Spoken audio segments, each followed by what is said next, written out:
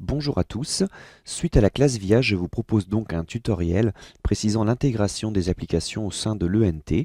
Je m'attarderai particulièrement sur Learning Apps et EDPuzzle pour lesquels je montrerai une autre façon de communiquer avec ces applications.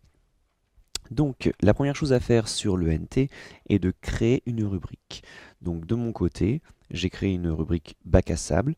Comme c'est le premier niveau, ce niveau ne peut être créé que par l'administrateur ENT.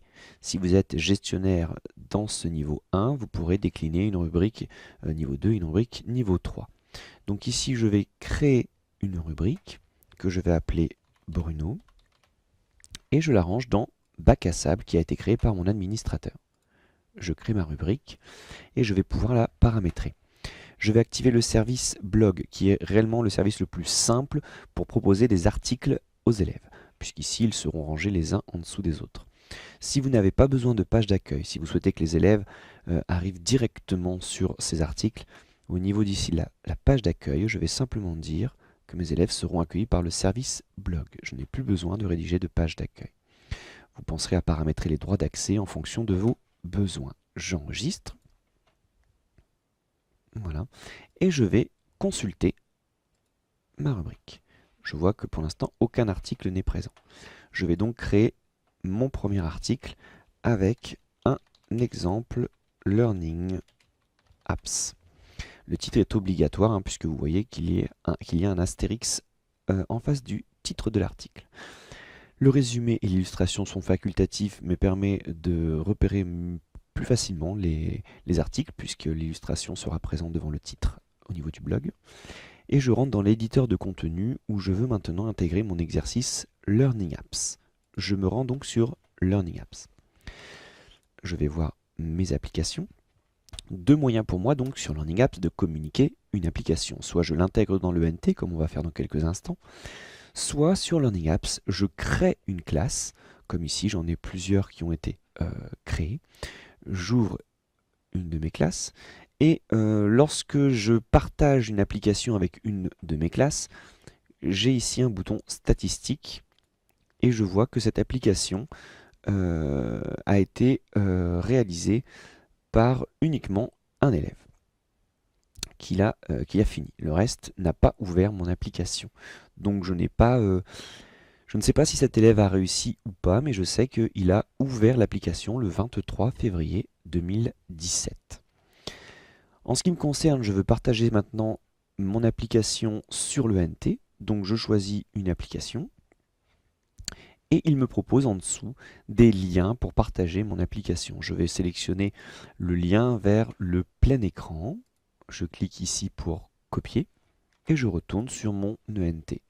Je vais simplement coller en faisant CTRL V le lien et vous voyez que mon exercice est directement intégré au sein de mon article. Si je publie, je m'aperçois que mon exercice est présent en pleine page pour mes élèves et mes élèves peuvent tout à fait réaliser l'exercice au sein de l'ENT sans sortir de l'ENT. Je teste, c'est effectivement la bonne réponse. En revanche, comme je n'ai pas créé de classe ou de compte élève avec cette méthode-ci, donc dans Learning Apps, je n'aurai aucun retour sur les élèves qui ont réalisé ou non cet exercice. Je vais maintenant intégrer un EDPuzzle, exactement de la même manière. Je crée un article. Je mets un titre à mon article, exemple EDPuzzle, et je vais directement intégrer un contenu. Je vais dans EDPuzzle, ici mes contenus, je choisis une de mes productions, et là encore, pour les partager, je vais avoir deux méthodes. Soit je partage avec une classe, ici, que j'ai déjà créée ou que je peux créer en ajoutant une classe, auquel cas j'aurai bien un retour sur la prestation de mes élèves, que je vous présenterai tout à l'heure. Soit je partage avec un anonyme, c'est le cas pour mon ENT, et j'ai deux manières d'intégrer, soit un lien, soit un code iframe. Si je colle le lien, ça fonctionne très bien, mais je vais prendre le code iframe pour vous montrer l'intérêt de ce code iframe. Ça se passe ici, au niveau de la largeur d'affichage. Par défaut, elle est de 470, mais vous pouvez très bien choisir de passer en mode large. On va passer à 590. Je copie donc ce code iframe, CTRL-C, et je retourne sur mon ENT. Je ne le colle pas en tant que tel, puisque ici c'est du code source que je veux coller. Je vais donc appuyer sur le bouton source ici présent. Remarquez que lorsque je clique sur le bouton source, les autres options sont maintenant grisées, puisqu'il ne s'agit pas de mettre en page un document, mais bien de créer du code. Je vais faire CTRL-V pour créer mon code. Je vous fais de nouveau remarquer que la largeur est affichée à 590. Je vais donc publier, ou bien si je veux voir à quoi cela ressemble, il suffit de recliquer sur le code source, je vais passer en mode affichage. Et là je m'aperçois d'entrée que je vais avoir un petit souci puisque cette vidéo ne prend pas l'intégralité de la page. Elle fait 590 pixels de largeur. Regardez en publiant. Ce n'est pas très confortable pour mes élèves, je me retrouve avec un ascenseur sur le côté qui n'est pas très pratique. Donc je vais modifier cet article. Je vais retourner dans le code source et je vais définir une largeur que je ne vais pas laisser à 590, mais que je vais monter à 100%. C'est-à-dire que je vais lui demander d'occuper 100% de la largeur de mon écran. La hauteur étant infinie sur mon écran. Je ne précise donc que la largeur. Et là, je m'aperçois que ma vidéo occupe bien 100%. Ceci dit, je n'ai pas supprimé encore cet ascenseur. Je l'ai même encore accentué puisque ma vidéo est plus large. Je vais donc définir une hauteur supérieure à ce qui est indiqué. Je retourne dans le code source. Je vois que la hauteur précisée est de 475. Je vais par exemple passer à 700 pixels. Là, je ne parle pas en pourcentage. Je valide. Pour m'apercevoir que je n'ai plus d'ascenseur sur le côté. Ma vidéo s'affiche maintenant en pleine page. C'est l'intérêt du code iframe, je peux dimensionner mon affichage. Il fonctionne aussi beaucoup plus régulièrement que l'URL qui parfois ne s'intègre pas complètement. Je reviens sur EDpuzzle, voilà, pour vous préciser que si vous avez partagé cette vidéo avec une classe, il vous suffit d'aller dans vos classes.